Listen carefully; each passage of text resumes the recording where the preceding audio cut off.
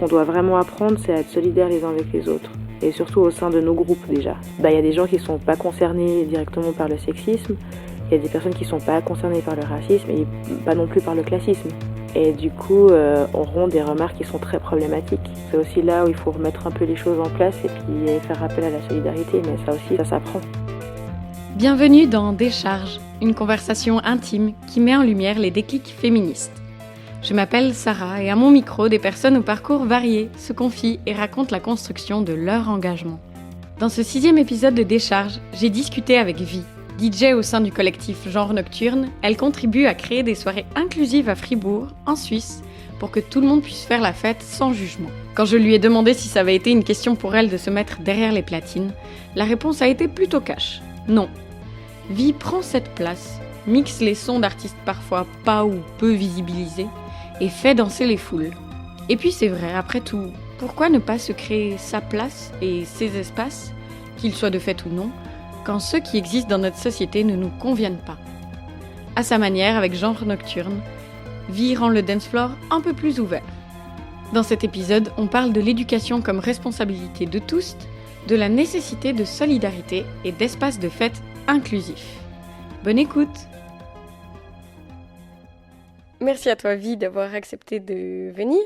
Je suis très contente de te recevoir dans Décharge, surtout que j'étais pas sûre que tu allais accepter. C'est vrai que j'ai un peu réfléchi quand même. Pourquoi est-ce que tu n'étais pas sûre de vouloir participer ? Je crois que je suis pas hyper à l'aise avec l'idée de l'interview, parce que j'ai l'impression que je saurais pas quoi dire et que je vais dire des bêtises. Mais c'est drôle que tu te sois posé cette question, alors qu'au final, j'ai l'impression que les sujets de ce podcast et les luttes féministes en général, elles font partie de ton quotidien. Oui, c'est vrai. Que ce soit via Genre Nocturne, où tu es DJ. Non, alors le DJ, on arrête tout de suite. Hein. C'est vrai ? Pourquoi ? Parce que DJ, ça veut quand même dire disc jockey. Donc disc jockey, non. Et puis je pense que c'est un terme qu'on peut laisser tout à fait neutre, surtout que ça vient de l'anglais et que c'est neutre, quoi. Donc DJ, que ce soit pour hommes et femmes. Ok. Est-ce qu'en général, ça te pose problème quand dans la langue, on féminise des mots ? Mais je crois que ça dépend vraiment dans quel cadre. Je pense qu'il y a eu des corps de métier, par exemple, où c'était important de féminiser pour montrer qu'il y avait quand même une présence féminine dans ces cas, dans ce travail. On peut prendre chez les médecins, les docteurs, tous ces lieux où on a l'impression que c'est que masculin. Par exemple, autrice, ça te fait pas bizarre ? Non, moi ça me fait pas bizarre spécialement. Mais on peut dire aussi auteur. C'est vrai. Auteur, quoi. Non, mais sinon ça me dérange pas, autrice. Ok. Je pense aussi que ça peut être très personnel. Si une personne qui justement écrit a besoin qu'on dise autrice, il faut aussi respecter son choix. Est-ce que tu hésitais aussi à participer au podcast à cause de la responsabilité que ça implique quand on prend la parole sur des sujets qui impliquent des luttes ? Bizarrement, pas du tout. C'était juste moi et mes peurs. Quelque chose de très individuel. Ah, complètement, ouais, pour le coup. Okay. Non, sinon, moi, je trouve chouette de pouvoir prendre la parole pour un truc qui m'importe beaucoup quand même dans mon quotidien. Parce qu'avec Genre Nocturne, je fais pas mal de choses. Je m'implique quand je peux aussi avec la grève des femmes. C'est plein de sujets qui m'importent beaucoup. Donc non, ça me dérange pas d'en parler. Et puis je suis très honorée d'ailleurs que tu m'aies demandé.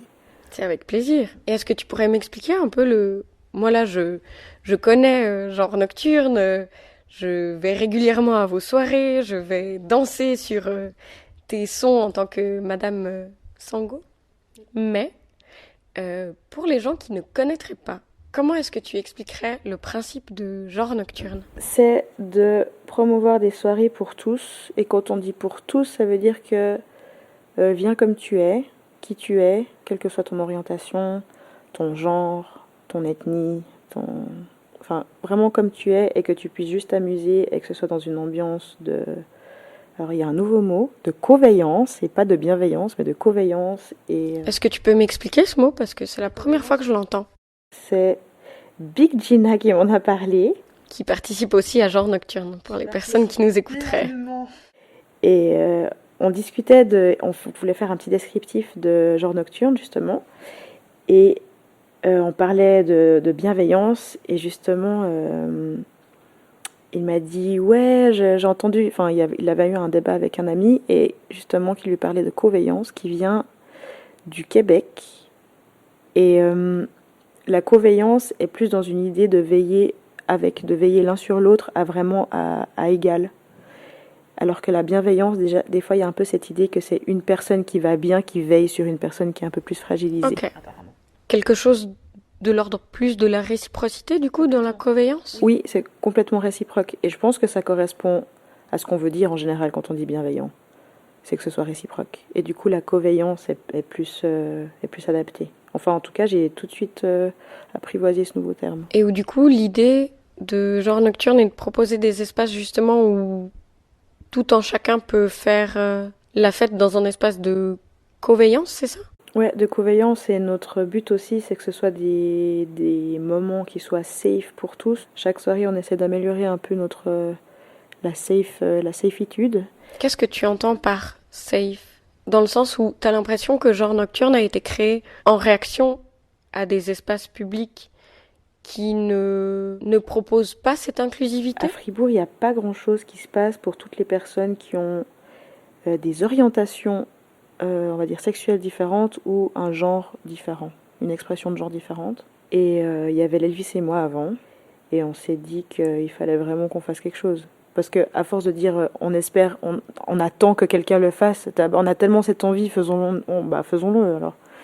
Et du coup, on a créé Genre Nocturne. Donc oui, exactement. C'est parce il y a pas assez d'inclusivité quant à nous. C'est rare que tu te sentes à l'aise dans d'autres cadres pour faire la fête? C'est vrai qu'il y a toujours un peu ce moment que je trouve malaisant dans les ambiances qui sont très hétéronormées. Parce qu'il y a des codes que je n'aime pas beaucoup, et que en tant que femme, souvent il y a quand même des approches que j'apprécie pas dans les soirées qui sont hétéros. Du coup, quand c'est un peu plus large, je trouve que c'est souvent plus coveillant, et c'est souvent plus safe, et beaucoup plus... j'aime pas beaucoup utiliser le terme de tolérance, mais quand même, il y a plus de tolérance entre les gens. Et puis vraiment, s'il y a une personne a un habit excentrique, tout le monde s'en fiche, c'est super. Au contraire, t'as pu réussir à t'exprimer, alors que dans les endroits normatifs, je trouve pas trop. C'est très jugeant. Voilà. On va dire moins jugeant que tolérant. C'est moins jugeant. Voilà. Je comprends ce que tu veux dire avec ce problème avec le mot tolérant. Je trouve que parfois c'est comme si l'expression de quelqu'un, son identité devait être validée en fait avec cette tolérance et qui en général vient de gens qui correspondent plus ou moins à une norme, en l'occurrence dans notre société, souvent hétérosexuelle, blanche, binaire et tout ce que tu veux.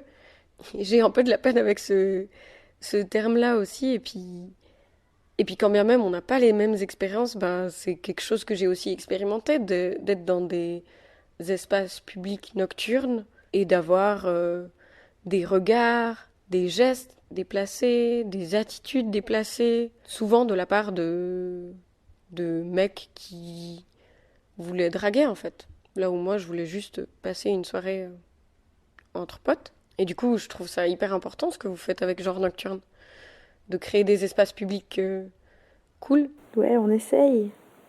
On essaye, ça commence à fonctionner un petit peu, alors on est content. Quelle réaction il y a de la part des institutions? Je pense par exemple aux boîtes, aux lieux en fait, avec qui vous collaborez pour ces soirées. C'est plutôt positif parce on amène d'autres gens, et ça leur permet aussi de se questionner sur l'inclusivité, je crois. C'est des réactions vraiment positives pour nous, et puis qui nous a permis de collaborer plusieurs fois justement avec ces boîtes-là. Donc on voit que les pensées changent aussi, elles évoluent, et on voit qu'il y a vraiment besoin en fait de lieux comme ça, enfin de personnes qui proposent ce genre de soirée.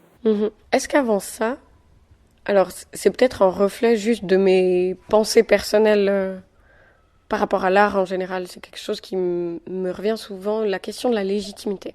Je sais que ça a été très rare pour moi, alors que j'aime bien la musique électro et autres, de voir des DJ meufs.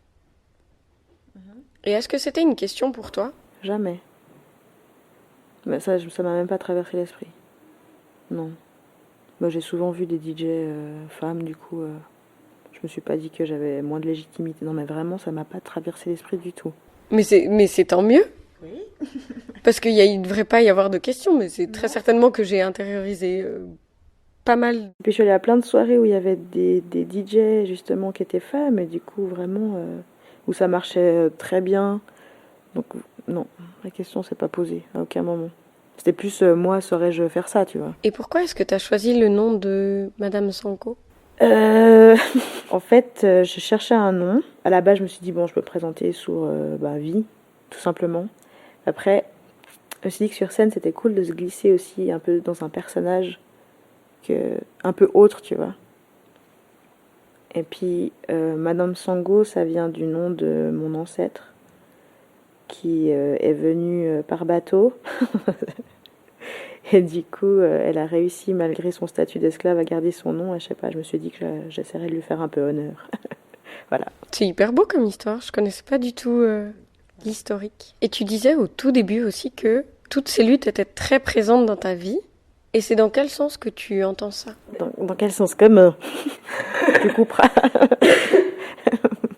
Tout le monde se lance à la patate chaude, c'est ça? Trop. Par rapport aux luttes et combats qu'on peut classifier de féministes, ce que moi je définis comme juste une lutte contre un système normé, t'as dit que c'était très présent dans ta vie. Que ce soit via Genre Nocturne, via tes liens avec la grève et autres. Et je me demande comment t'en es arrivé là. Pourquoi est-ce que c'est devenu important dans ta vie? Bah, il y a une réalité de mon orientation qui fait que j'ai vite été touchée par le fait que c'était pas considéré comme normal. Et que j'avais pas l'impression de faire quelque chose de faux. Donc j'ai vite eu envie de me battre. Après, c'est un caractère que j'ai aussi, de vouloir mettre les choses un peu, que ce soit juste. Et je trouvais ça injuste. Alors je me suis dit que j'allais m'engager pour que les choses elles changent, plutôt que... Enfin, j'avais vraiment envie de le faire aussi par moi-même, d'être solidaire avec d'autres personnes qui étaient déjà aussi en train de combattre. Et puis pour ce qui est de la grève des femmes, très vite, même déjà enfant, j'ai vu que j'avais pas le même statut que les garçons, qui pouvaient faire des choses que je pouvais moins faire, ou qu'on me disait que ouais, toi tu peux pas faire ça. Alors je trouvais ça complètement ridicule parce que j'arrivais à le faire autant bien qu'eux. Non mais je sais pas, genre des choses toutes bêtes qu'on dit enfant, genre jouer au foot ou... du coup très vite je me suis dit qu'il fallait qu'on se batte pour qu'on ait les mêmes droits que tout le monde, parce qu'on arrivait aussi à le faire. Donc je pensais comme ça que je suis arrivée à ce que ce soit un peu dans mon quotidien.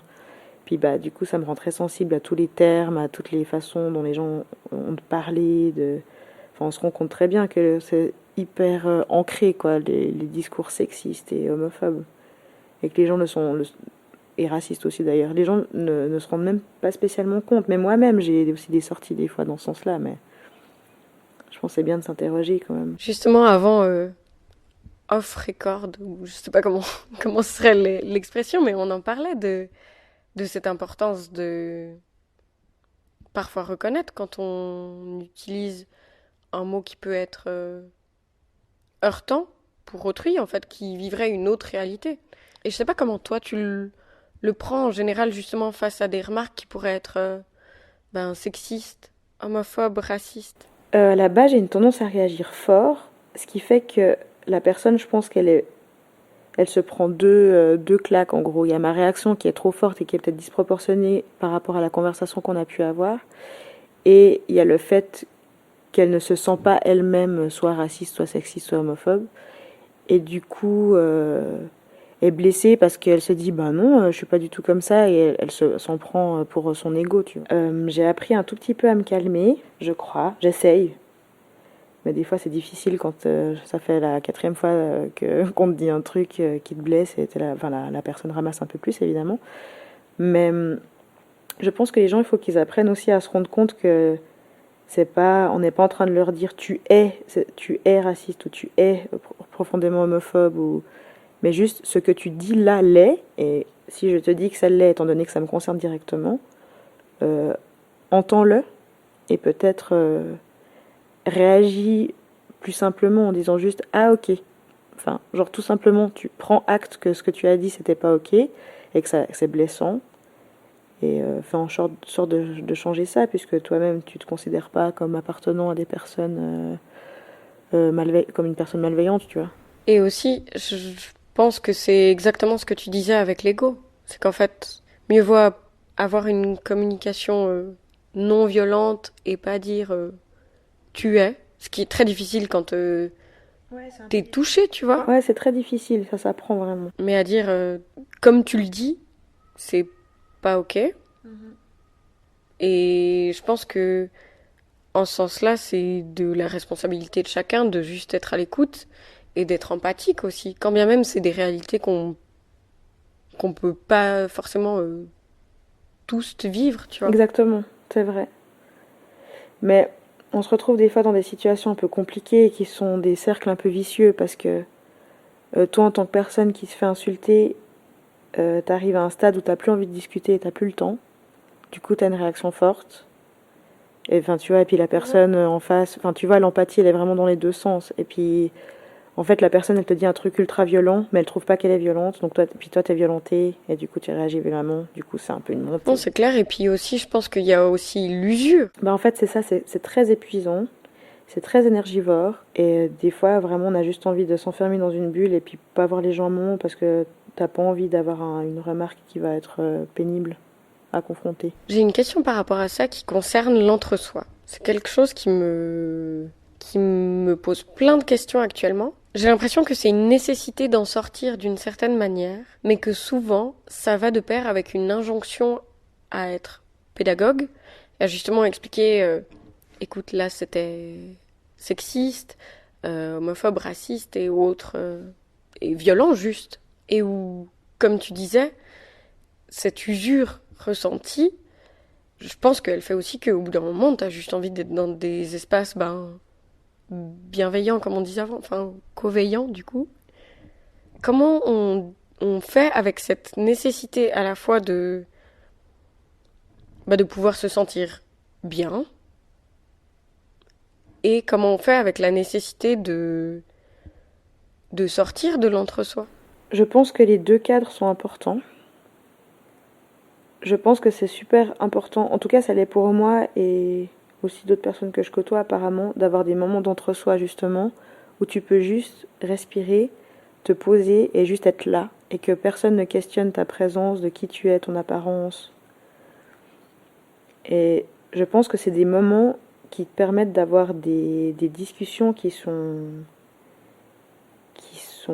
bénéfiques pour toi. Enfin pour chacun justement des personnes qui sont présentes. Et qui te permet justement de te donner des armes pour quand tu sors de l'entre-soi. Donc dans ce sens-là, je pense que c'est super important. Par contre, elle est importante sous condition où tu t'en sors de temps en temps. Parce que d'être tout le temps dans l'entre-soi, je pense que ça ne permet pas d'évoluer. Donc il faut se confronter aussi au monde. Mais que je pense quand même qu'on a besoin de moments où on peut un peu souffler, quoi. D'autant plus quand on est face à une société ultra normée et comme on disait avant, hétéro-normé dans le sens où c'est le seul modèle montré comme valide, ce qui va de pair aussi avec être blanc, etc. Enfin, les mêmes modèles qui sont exposés tout le temps. Et un truc que je trouve intéressant avec genre nocturne, c'est que je trouve qu'il y a peu ou pas cet entre-soi. Même dans la description, tu sais, je relisais aujourd'hui avant d'interviewer, et il y a peu de mots qui pourraient être considérés comme clivants. Non, mais c'est notre but.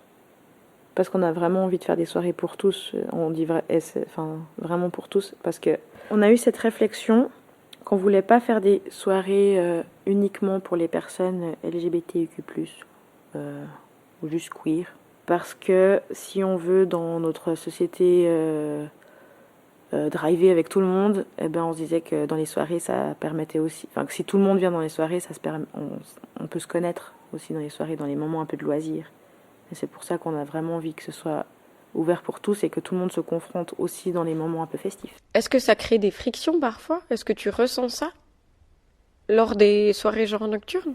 Ça dépend des lieux, mais il y a des soirées quand même où effectivement le message du coup n'était pas clair pour tout le monde, et le message est souvent pas clair pour les personnes qui sont dans la catégorie blanche hétéronormative homme.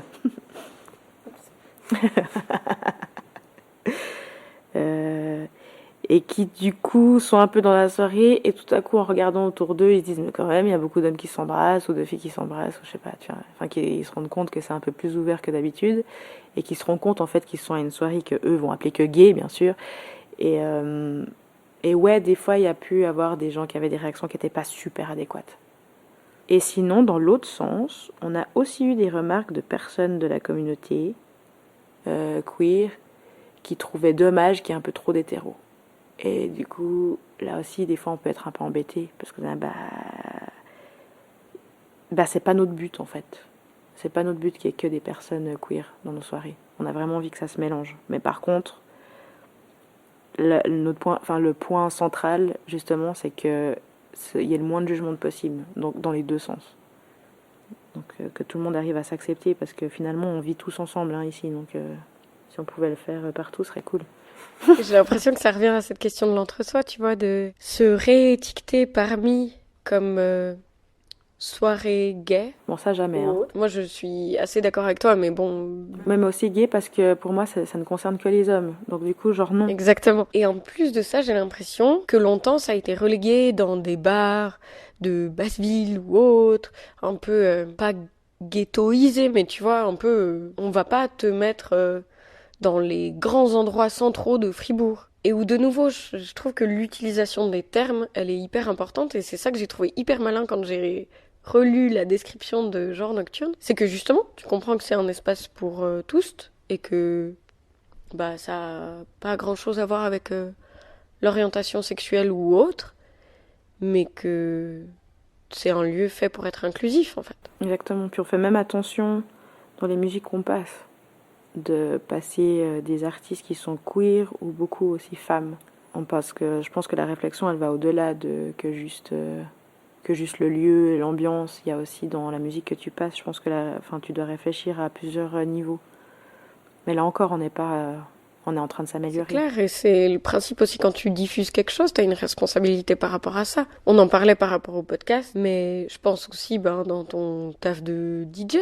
Je sais pas pourquoi tu le fais, j'imagine que c'est aussi pour visibiliser le travail de personnes qui, peut-être en général, ont moins de couverture, d'audience ou autre. Exactement, aussi. Et puis après, il y a un style musical. Enfin, je pense aussi qu'il y a cette idée que si tu peux prendre des artistes aussi qui ont des paroles qui sont compliquées, mais à ce genre de soirée, tu les passes d'une manière où on comprend que tu te réappropries ça et que tu leur dis... en fait, on détourne ton truc, tu vois. Par exemple, si on prend de la musique de... Alors, on l'a jamais fait, mais j'ai pas un exemple tout de suite, mais genre si on met du Booba, tu vois, par exemple, qui a des paroles bien compliquées, qui sont vraiment, quant à moi, souvent inacceptables, tu peux détourner en mixant d'une certaine manière où tu sens que tu te réappropries le truc, ou même le jeu que tu fais sur scène, tu montres bien que tu tournes un peu à la dérision... et que c'est pas pour de vrai, tu vois, que t'es pas en train de dire c'est trop mon chanteur préféré, tu vois. C'est des questions que tu te poses par rapport à certains styles musicaux ou certains artistes? Plus certains artistes que styles musicaux. Alors j'avoue que c'est plutôt au niveau des paroles que je regarde, pour l'instant. Mais je vais pas rentrer dans le discours, on ne sépare pas, on peut séparer l'artiste du personnage, enfin je suis pas du tout là-dedans, mais oui. C'est pas non plus un débat que je trouve forcément intéressant. En tout cas, pour moi, de nouveau, c'est une question de responsabilité individuelle. Oui, mais je pense qu'il faut qu'on arrête de cautionner les gens qui font n'importe quoi. Ça pourrait être une bonne idée. Quand avant, tu parlais d'entre-soi, d'espace safe, à chaque fois, tu parles de plusieurs luttes qui se combinent, qui se convergent. Et ce qui revient au principe souvent appelé... intersectionnalité. Donc intersectionnalité, c'est le principe en fait de mixer différentes luttes. Arrête-moi si jamais c'est pas très bien expliqué. Donc les luttes décoloniales, queer, ce qui inclut les minorités de genre, enfin minorités. On parle pas en termes de chiffres, mais en termes plutôt d'oppression et de normes, mais donc les minorités en termes d'expression de genre, de sexualité, pratiques sexuelles et autres, ou non pratiques d'ailleurs, et j'ai oublié quelque chose, et de classe sociale, voilà. En tout cas, moi je sais que cette question de l'intersectionnalité, je me la pose souvent en tant que personne qui a pas mal de privilèges, au niveau de mon identité telle que je me présente à autrui. Et j'ai l'impression que parfois, en tant que personne non concernée par certaines problématiques, c'est compliqué de les aborder. J'ai l'impression à la fois un peu d'être en cheval de Troie en tendant mon micro à des personnes qui peuvent être concernées. Et où à la fois, c'est pas mon rôle. Je veux pas prendre la parole d'autres personnes. Tu vois ce que je veux dire? Je sais pas quel est ton avis par rapport à ces luttes et cette nécessité en fait de lier différentes oppressions pour pouvoir changer de système en définitive. En sachant que je crois que la lutte de tous en ce moment de tous, pardon, qui en ce moment est un peu en numéro 1, c'est qu'on veut que le patriarcat cesse et aussi ce qui en découle, le capitalisme comme on le vit aujourd'hui. Mais dans le patriarcat, je pense que tu peux pas prendre seulement un aspect du patriarcat où j'ai l'impression parfois, c'est pas dans tous les groupes, mais que parfois on s'arrête un peu sur le côté sexisme et égalité homme-femme. Et je pense que pour moi ce n'est qu'un pan et que si on regarde pas l'entièreté des problématiques, on va pas réussir à faire changer complètement les choses. Ou bien ça va seulement, seulement certaines personnes vont en bénéficier, mais pas la totalité comme on prétend vouloir le faire. Et donc dans le patriarcat, ce qui est important aussi de regarder, c'est que certes le sexisme est très haut, mais il y a aussi le racisme qui est quand même bien présent et bien systémique. Et puis tout ce qui est de la LGBTQ+ phobie, qui est quand même très présente. Et je pense qu'il faut prendre tout ça ensemble. Et puis après il y a le classisme aussi. Donc il faut prendre tout ça ensemble et puis lutter avec ça. Mais de prendre en considération chaque point et de voir comment lutter en fait. Donc de poser des questions aux personnes concernées, c'est important. Et se rendre compte aussi qu'il y a des personnes qui sont concernées par toutes les catégories. Et je pense qu'il faut aussi aller vers ces personnes-là parce qu'elles ont beaucoup plus de clés finalement, parce qu'elles le vivent, elles savent exactement ce dont elles ont besoin. Et si on est concerné que par un pan, de prendre en considération les autres, de se dire moi je suis là-dedans, mais je sais qu'il y en a d'autres, et aller vers les personnes qui sont concernées. Mmh.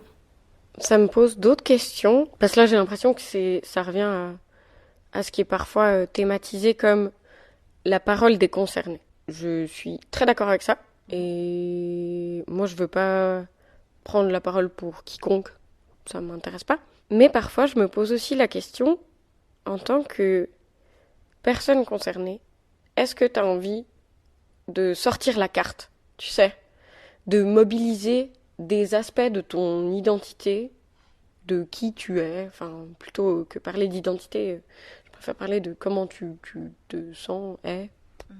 Enfin, j'ai l'impression que des fois, pour se sentir écouté, il faut sortir sa carte victime de violence. Tu vois ce que je veux dire? Oui, parfois il faut. Mais je pense que parfois il faut en fait juste confronter les gens et puis leur dire que ça c'est la réalité de ma vie, parce qu'ils se rendent pas compte. Donc je pense pas que ce soit tout le temps une mauvaise chose. C'est juste de l'utiliser à bon escient et puis pas la sortir à chaque coin de conversation. Ouais, j'ai pas de problème par rapport à dire j'ai été victime de telle et telle violence, peu importe de quel type, homophobe, raciste ou autre. Mais parfois, en tout cas, moi, pour certaines violences dont j'ai pu être victime, que ce soit sexiste ou autre, devoir sortir la carte je t'explique comment ce type m'a harcelé, c'est un peu pénible. Ouais, c'est un peu pénible. Donc du coup, tu dirais dans le sens où tu trouves que les gens ils devraient un petit peu se responsabiliser et aller chercher les informations elles-mêmes? Alors oui, se renseigner soi-même, je pense que c'est hyper important.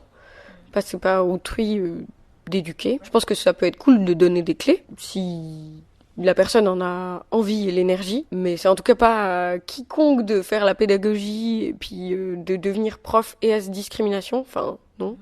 Juste renseigne-toi. Si t'es pas capable de voir que t'as des privilèges, il y a un moment où ton ego, tu le mets un peu de côté, et ça veut pas dire que tout est toujours tout rose dans ta vie, mais juste que t'as peut-être plus de facilité, et puis on va pas t'enlever tes souffrances ou autres. Ouais, c'est ça, clairement. Ouais, mais en fait, ça revient à cette injonction à la pédagogie de devoir réexpliciter. Parfois, en plus, c'est des violences, quoi. T'as pas envie de réexpliquer par A plus B en quoi c'est problématique. Ça, c'est super. Ouais, alors là, vraiment, ça, c'est un bon point. Des fois, c'est super violent de devoir expliquer pourquoi c'est violent. Justement. Parce qu'on voit vraiment le désarroi de la personne qui voit pas trop le truc. Parfois, c'est presque un manque d'empathie. Parce que si tu vois la personne en face de toi qui est pas très bien avec ce que t'as dit, enfin, genre, stop là, tu vois, plutôt que de vouloir absolument creuser, tu vois que c'est problématique. Peut-être tu peux effectivement, toi, avoir les outils d'aller chercher toi-même, parce que Google, c'est assez incroyable finalement. Il y a beaucoup de choses dessus. C'est clair. Mais je trouve que ça, justement, l'empathie, c'est souvent pas assez valorisé dans notre éducation. Et j'ai l'impression que ça pourrait être un point qui pourrait faire changer beaucoup de choses en termes de discrimination et éviter qu'on se considère toujours comme soi et les autres. Peu importe de quoi on parle, mais même en termes d'individus. Et puis, il y a moi, il y a les autres. Mais parce qu'on est dans un système qui est super individualiste. Et que on nous apprend ça, en fait. Qu'il faut qu'on soit bien concerné par nous-mêmes et qu'on doit faire tracer notre route. Et puis tout le système est construit autour de ça. Et je pense que ce qu'on doit apprendre, parce que l'empathie, je pense qu'il n'y a pas tout le monde qui l'a finalement, et je suis pas du tout c'est pas dans un jugement, c'est juste un fait qu'on peut le ressentir plus ou moins. Je pense que ce qu'on doit vraiment apprendre, c'est à être solidaires les uns avec les autres, et surtout au sein de nos groupes déjà. On commence déjà par nos propres communautés. Je pense que c'est hyper important d'être solidaire, et c'est ça qui nous permettra d'avancer. Et des fois, on voit que c'est pas le cas, et c'est là où c'est compliqué. Donc la lutte, elle commence déjà à l'intérieur. Parce que dans la communauté LGBTQ+, qui me concerne directement, on voit bien qu'il y a des grandes différences. Encore une fois, comme je te disais, il y a plusieurs classes dans le patriarcat pour lequel on doit lutter. Il y a des gens qui ne sont pas concernés directement par le sexisme. Il y a des personnes qui ne sont pas concernées par le racisme. Et mais pas non plus par le classisme. Et du coup, auront des remarques qui sont très problématiques. C'est aussi là où il faut remettre un peu les choses en place et puis faire appel à la solidarité. Mais ça aussi, ça s'apprend. J'ai aussi l'impression que parfois, quand on parle de lutte féministe, d'enjeux féministes et autres, je sais pas si c'est le manque d'empathie qui se matérialise ou autre, mais j'ai l'impression qu'il finit par y avoir beaucoup de lutte interne. Tu vois ce que je veux dire ? Non, mais aussi parce que il y a plein de femmes qui se revendiquent féministes, mais il y a des... Féminisme, c'est un grand terme parapluie pour en fait plein de choses, tu vois. Il y a plusieurs catégories à l'intérieur même du mot féminisme. Il y a des essentialistes qui, pour moi, c'est aussi un peu petit bijou parce qu'elles ont une petite tendance à être dans les rôles. Enfin, c'est très binaire comme façon de penser, que la femme, elle a vraiment bien le rôle de la maman et que... Enfin, elles sont aussi dans ce genre de trucs, et à la limite, certaines sont dans la haine de l'homme, ce qui est aussi très problématique, à mon avis, si on veut avancer. Et puis après, t'as les intersectionnels, t'as les pop, il y a plein de trucs, plein de féminismes différents. Et puis, je pense que c'est à partir de là, il faut être au clair aussi. Moi, de plus en plus, je me dis, et c'est très dur à l'appliquer, par exemple, dans le langage, le refuge des identités hommes-femmes m'embête. Que c'est très, très, très compliqué d'en sortir quand on parle, et que toute logique binaire, pour moi, reproduit des violences et des effets de hiérarchie, un peu. Et je me demande vraiment très fort comment sortir de ça. Je pense qu'il faut éduquer. On est obligé d'éduquer, de faire sortir les gens de l'ignorance. Et je pense qu'il faut commencer avec les enfants. Je pense que c'est là ce sera pour les prochaines générations peut-être. Peut-être pour nous c'est peut-être un peu trop tard. On essaye déjà, mais il y a quand même des différences, je trouve, par rapport à nos parents. En tout cas, en ce qui me concerne et dans un peu mon cercle proche, il y a quand même des différences. Mais je pense qu'il faut commencer à l'école, clairement. Il faut, dans le système éducatif, d'être un peu plus large dans ce que tu proposes. Changer le système scolaire aussi un petit peu. En fait, les institutions, parce que c'est elles qui souvent Bien sûr, mais vont reproduire. Ouais, mais au sein des institutions, il y a des gens qui sont concernés. Tu dis par les différentes discriminations ? Ouais, exactement. Et je me dis que ces personnes-là ont aussi une responsabilité de faire changer les choses. Et donc de mettre un peu des coups de pied dans les portes pour que ça change. Et pas juste espérer qu'un jour peut-être, éventuellement, ça sera un peu différent. Enfin, on peut pas genre tout le temps être passif dans l'attente que ça change. Il faut y aller, quoi. Et surtout quand on a des places à responsabilité et qu'on est concerné, il faut faire quelque chose. Est-ce que ça va de pair pour toi quand tu parles de justement sortir de cette passivité avec un activisme qui va dans la rue? Pour moi, pas, parce que je pense qu'on n'a pas tous l'envie déjà, ou pas tous la possibilité d'aller dans la rue. Je pense qu'elle peut se présenter dans d'autres manières aussi. Ça peut juste être simple. Des fois, c'est dans les discussions avec les gens de les reprendre, par exemple, de pas laisser passer des messages qui sont pas ok. Je pense que les luttes, elles se font à différents étages et pas uniquement en étant dans la rue. Mais dans la rue, c'est bien déjà. Enfin, c'est aussi très bien parce que du coup, c'est visibilisé, mais genre concrètement. Mais sinon, je pense que c'est aussi bien de juste réagir quand les gens disent des choses problématiques. T'es à l'aise avec ce mode d'action? Lequel? De la rue?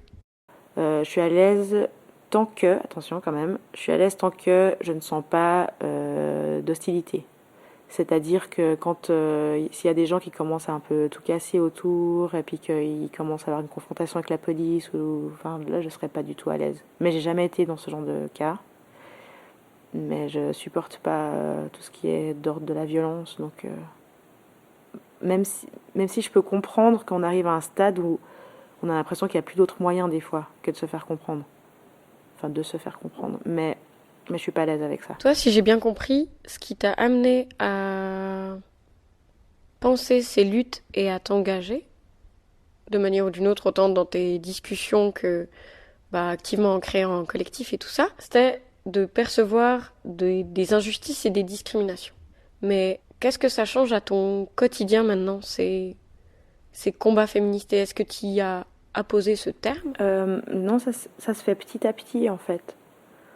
Parce qu'au fur et à mesure que tu es dans ces milieux-là, tu renforces ton discours grâce aux discussions, aux débats qu'il y a, et tu te renforces aussi personnellement, je trouve. Et que du coup, c'est plus facile de traverser, je trouve, traverser ton quotidien. Enfin, mon quotidien en l'occurrence. Enfin, à chaque fois, j'ouvre les yeux sur des nouvelles problématiques où je suis là, ah ouais, quand même, il y a encore ça, il y a encore ça. Des fois, ça peut être un peu désespérant parce que là, vraiment, il y a un sacré stade, il y a beaucoup de choses à faire encore. Puis en même temps, il y a beaucoup de choses à faire encore. Donc, allons-y. J'ai l'impression, en tout cas personnellement, que depuis le moment où j'ai commencé à m'intéresser aux enjeux féministes, aux luttes contre les différentes oppressions et discriminations, il y avait plein de choses qui n'étaient pas encore hyper thématisées, ou du moins que je voyais pas. Parce qu'elles étaient plus éloignées de moi, peut-être, et que j'ai pris d'abord mon prisme, mon expérience, et que c'est avec le temps, justement, qu'on découvre d'autres sujets. Je sais pas si en ce moment, il y a un enjeu féministe sur lequel tu es en train de plus te renseigner ou qui te préoccupe plus? Ouais, alors du coup, il est complètement intersectionnel. Je suis particulièrement touchée par l'afroféminisme. Je m'interroge aussi sur toutes les questions de colonisation. Et c'est vrai que ça ouvre encore plus... ça étend encore plus mon regard, justement, sur les différentes problématiques. Puis après, il y a toute la question queer. Parce que... je m'interroge sur tout le côté binaire, sur le LGBT, plus même LGB, je dirais, pas du tout le T. Ce qui équivaut à lesbienne, gay, bi. Qui reste dans une idée très binaire. Et justement, je suis plus dans une idée queer, je crois, pour moi-même en général. Et du coup, j'ai vraiment ces questions afroféminisme et queerness. C'est souvent une question que j'ai pour le coup de personnes...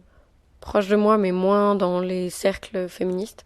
Exemple, ma famille, potentiellement. Par rapport au terme queer, comment est-ce que tu le définis? J'ai l'impression qu'il y a 8000 définitions et autres. J'ai l'impression que parfois, quand t'es pas directement dans les cercles féministes, t'as l'impression que c'est un espèce de pot pourri. Enfin, pot pourri, ça fait un peu péjoratif, mais bon, terme parapluie. Mais moi, je le vois vraiment comme un questionnement un peu de ce système-là maintenant. Tu t'en fiches de ton genre assigné, et justement tu peux quand même par exemple être une femme, et puis tu es attiré plutôt par des hommes, mais en même temps tu t'en fiches quand même parce que tu vas jouer avec tous les codes.